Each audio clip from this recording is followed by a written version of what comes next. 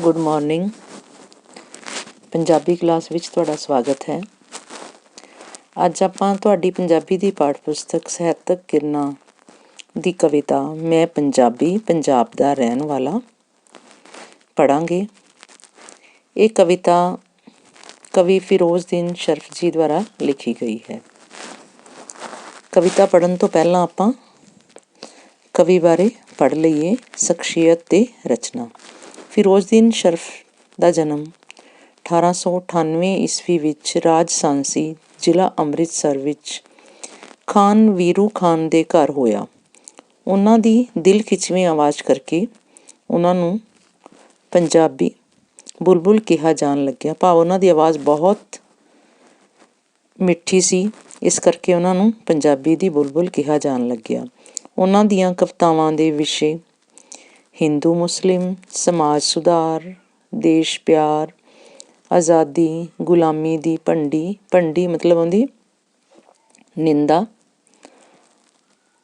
ਆਦਿ ਸਨ। ਉਹਨਾਂ ਦੀਆਂ ਰਚਨਾਵਾਂ ਹਨ ਦੁੱਖਾਂ ਦੇ ਕੀਰਨੇ, ਨੂਰੀ ਦਰਸ਼ਨ, ਸੁਨਹਿਰੀ ਕਲੀਆਂ, ਹਿਜਰ ਦੀ ਅੱਗ, ਸ਼੍ਰੋਮਣੀ ਸ਼ਹੀਦ, ਨਬੀਆਂ ਦਾ ਸਰਦਾਰ, ਸ਼ਰਫ ਉਲਾਰੇ, ਸ਼ਰਫ ਉਡਾਰੀ, ਸ਼ਰਫ ਸੁਨੇਹੇ, ਜੋਗੜ ਆਦਿ। ਉਹਨਾਂ ਦਾ ਦੇਹਾਂਤ 1955 ਈਸਵੀ ਵਿੱਚ ਹੋਇਆ।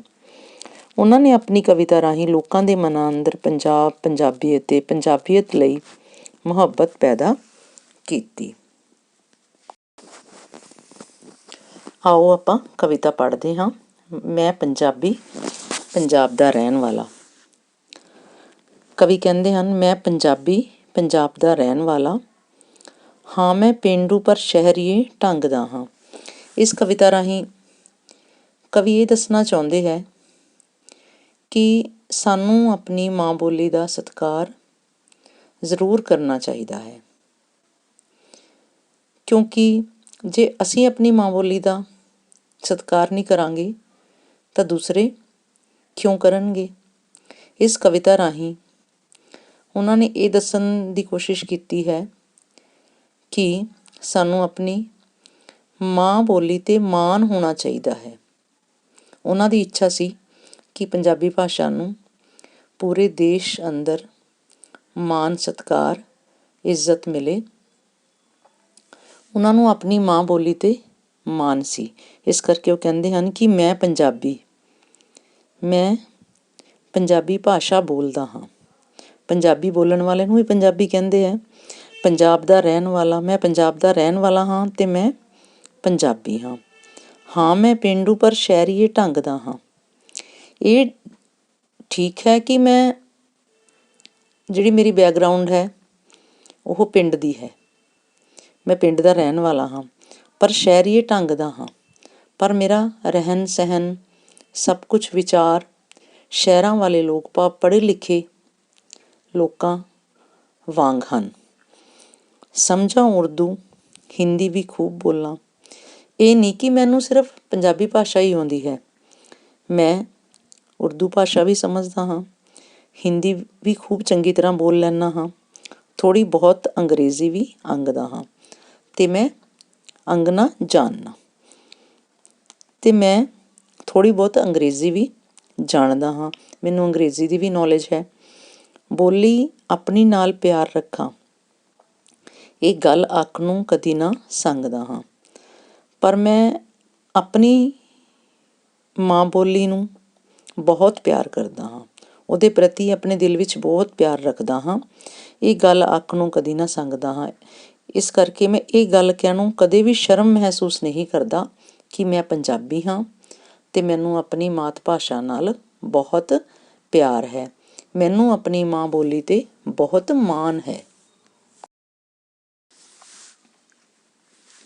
ਮੋਤੀ ਕਿਸੇ ਸੁਹਾਗਣ ਦੀ ਨੱਥ ਦਾ ਮੈਂ ਟੁਕੜਾ ਕਿਸੇ ਪੰਜਾਬਣ ਦੀ ਵੰਗ ਦਾ ਹਾਂ। ਕਵੀ ਕਹਿੰਦਾ ਹੈ ਕਿ ਜਿਵੇਂ ਕਿਸੇ ਸੁਹਾਗਣ ਨੇ ਨੱਥ ਪਾਈ ਹੋਵੇ ਅਤੇ ਉਹਦੇ ਵਿਚਲਾ ਮੋਤੀ ਉਹਦੇ ਲਈ ਬਹੁਤ ਅਨਮੋਲ ਹੁੰਦਾ ਹੈ, ਅਤੇ ਪੰਜਾਬਣ ਨੇ ਜੇ ਚੂੜੀਆਂ ਪਾਈਆਂ ਹੋਣ, ਵੰਗ ਚੂੜੀ ਪਾਈ ਹੋਵੇ ਅਤੇ ਉਹਦਾ ਟੁਕੜਾ ਵੀ ਉਹਦੇ ਲਈ ਅਨਮੋਲ ਹੁੰਦਾ ਹੈ। ਉਵੇਂ ਹੀ ਮੈਂ ਆਪਣੇ ਪੰਜਾਬ ਲਈ ਅਨਮੋਲ ਹਾਂ। ਮੈਂ ਆਪਣੀ ਪੰਜਾਬੀ ਸੱਭਿਆਚਾਰ ਨੂੰ ਬਹੁਤ ਪਿਆਰ ਕਰਦਾ ਹਾਂ। ਮਿਲੇ ਮਾਨ ਪੰਜਾਬੀ ਨੂੰ ਦੇਸ਼ ਅੰਦਰ, ਆਸ਼ਕ ਮੁੱਢੋਂ ਮੈਂ ਇਸ ਉਮੰਗ ਦਾ। ਕਵੀ ਕਹਿੰਦਾ ਹੈ ਕਿ ਮੇਰੀ ਇਹ ਦਿਲੀ ਇੱਛਾ ਹੈ ਕਿ ਪੰਜਾਬੀ ਨੂੰ ਪੂਰੇ ਦੇਸ਼ ਅੰਦਰ, ਪੂਰੇ ਭਾਰਤ ਅੰਦਰ ਮਾਣ ਮਿਲੇ, ਸਤਿਕਾਰ ਮਿਲੇ, ਇੱਜ਼ਤ ਮਿਲੇ। ਆਸ਼ਕ ਮੁੱਢੋਂ, ਆਸ਼ਕ ਪਿਆਰ ਕਰਨ ਵਾਲਾ, ਮੁੱਢੋਂ ਸ਼ੁਰੂ ਤੋਂ ਮੈਂ ਇਸ ਇੱਛਾ ਨੂੰ ਪਿਆਰ ਕਰਨ ਵਾਲਾ ਹਾਂ ਕਿ ਪੂਰੇ ਭਾਰਤ ਅੰਦਰ ਪੰਜਾਬੀ ਨੂੰ ਮਾਣ ਸਤਿਕਾਰ ਮਿਲਣਾ ਚਾਹੀਦਾ ਹੈ। ਉਮੰਗ, ਇੱਛਾ। ਵਾਰਿਸ ਸ਼ਾਹ ਤੇ ਬੁੱਲੇ ਦੇ ਰੰਗ ਅੰਦਰ ਡੋਬ ਡੋਬ ਕੇ ਜ਼ਿੰਦਗੀ ਰੰਗਦਾ ਹਾਂ। ਕਹਿੰਦੇ ਜਿਵੇਂ ਵਾਰਿਸ ਸ਼ਾਹ ਤੇ ਬੁੱਲੇ ਸ਼ਾਹ ਪੰਜਾਬੀ ਦੇ ਮਹਾਨ ਕਵੀ ਹੋਏ ਹਨ, ਮੈਂ ਵੀ ਉਹਨਾਂ ਵਾਂਗ ਪੰਜਾਬੀ ਭਾਸ਼ਾ ਨੂੰ ਬਹੁਤ ਪਿਆਰ ਕਰਦਾ ਹਾਂ। ਉਹਨਾਂ ਨੇ ਪੰਜਾਬੀ ਵਿੱਚ ਬਹੁਤ ਸਾਰਾ ਸਾਹਿਤ ਰਚਿਆ ਹੈ। ਪੰਜਾਬੀ ਵਿੱਚ ਸਾਹਿਤ ਇਸ ਕਰਕੇ ਰਚਿਆ ਕਿਉਂਕਿ ਉਹ ਪੰਜਾਬੀ ਨੂੰ ਪਿਆਰ ਕਰਦੇ ਸਨ। ਮੈਂ ਵੀ ਉਹਨਾਂ ਦੀ ਤਰ੍ਹਾਂ ਪੰਜਾਬੀ ਭਾਸ਼ਾ ਨੂੰ ਬਹੁਤ ਪਿਆਰ ਕਰਦਾ ਹਾਂ ਅਤੇ ਜ਼ਿੰਦਗੀ ਦਾ ਜਿਹੜਾ ਪੱਖ ਹੈ ਮੈਂ ਪੰਜਾਬੀ ਰਾਹੀਂ, ਪੰਜਾਬੀ ਭਾਸ਼ਾ ਰਾਹੀਂ ਦੁਨੀਆ ਦੇ ਸਾਹਮਣੇ ਰੱਖਣਾ ਚਾਹੁੰਦਾ ਹਾਂ। ਰਵਾਂ ਇੱਥੇ ਤੇ ਯੂਪੀ 'ਚ ਕਰਾਂ ਗੱਲਾਂ। ਕਹਿੰਦੇ ਕਵੀ ਕਹਿੰਦਾ ਹੈ ਕਿ ਮੈਨੂੰ ਇਹ ਨਹੀਂ ਚੰਗਾ ਲੱਗਦਾ ਕਿ ਮੈਂ ਰਵਾਂ ਪੰਜਾਬ 'ਚ ਅਤੇ ਭਾਸ਼ਾ ਯੂਪੀ ਦੀ ਜਿਹੜੀ ਬੋਲੀ ਹੈ ਹਿੰਦੀ ਵਿੱਚ ਕਰਾਂ। ਮੈਨੂੰ ਇਹ ਚੰਗਾ ਨਹੀਂ ਲੱਗਦਾ। ਐਸੀ ਅਕਲ ਨੂੰ ਛਿੱਕੇ ਟੰਗਦਾ ਹਾਂ ਅਤੇ ਮੈਂ ਅਜਿਹੀ ਅਕਲ ਤੋਂ ਦੂਰ ਹੀ ਰਹਿਣਾ। ਛਿੱਕੇ ਟੰਗਣਾ ਦੂਰ ਰੱਖਣਾ। ਮੈਂ ਪੰਜਾਬੀ ਦਾ ਸਰਵ ਸੇਵਕ। ਮੈਂ ਪੰਜਾਬੀ ਹਾਂ ਅਤੇ ਫਿਰੋਜ਼ਦੀਨ ਸ਼ਰਫ ਆਪਦਾ ਨਾਂ ਲੈ ਕੇ ਕਹਿੰਦੇ ਹਨ, ਮੈਂ ਤਾਂ ਸਰਫ ਜਿਹੜਾ ਹੈ ਨਾ, ਇਹ ਪੰਜਾਬੀ ਦਾ ਸਿਰਫ ਸੇਵਕ ਹੈ, ਦਾਸ ਹੈ। ਸਦਾ ਖੈਰ ਪੰਜਾਬੀ ਦੀ ਮੰਗਦਾ ਹਾਂ। ਮੈਂ ਤਾਂ ਆਪਣੀ ਭਾਸ਼ਾ ਦੀ ਸਦਾ ਖੈਰੀਅਤ ਮੰਗਦਾ ਹਾਂ ਕਿ ਮੈਂ ਸਦਾ ਇਹਦਾ ਸੇਵਾਦਾਰ ਬਣ ਕੇ ਰਹਾਂ ਅਤੇ ਮੇਰੀ ਭਾਸ਼ਾ ਜਿਹੜੀ ਹੈ ਉਹ ਵੱਧਦੀ ਫੁੱਲਦੀ ਰਹੇ।